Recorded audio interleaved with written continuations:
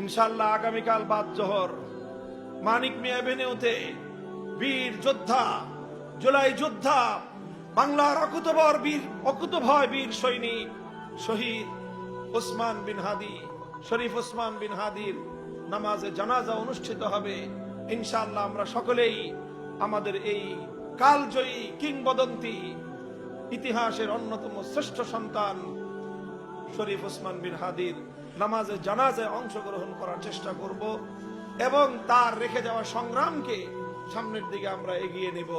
হঠকারিতামূলক কোনো কার্যকলাপের মাধ্যমে এই জাতীয় পরিস্থিতিতে সুফল ঘরে তোলা যাবে না। হঠকারীমূলক কোন সিদ্ধান্ত আমরা নেব না ইনশাআল্লাহ।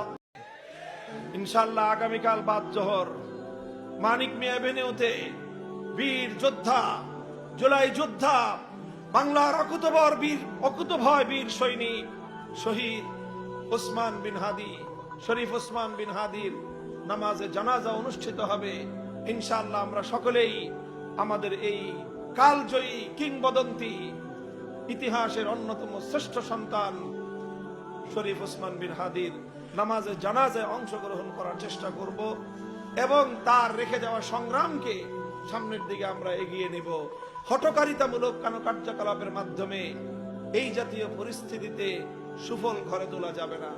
হঠকারীমূলক কোন সিদ্ধান্ত আমরা নেব না ইনশাআল্লাহ।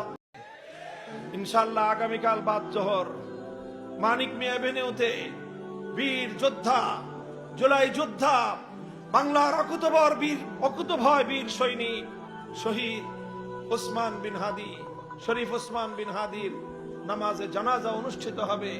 ইনশাআল্লাহ আমরা সকলেই আমাদের এই কালজয়ী কিংবদন্তি ইতিহাসের অন্যতম শ্রেষ্ঠ সন্তান শরীফ ওসমান বিন হাদির নামাজে জানাজায় অংশগ্রহণ করার চেষ্টা করব এবং তার রেখে যাওয়া সংগ্রামকে সামনের দিকে আমরা এগিয়ে নেব।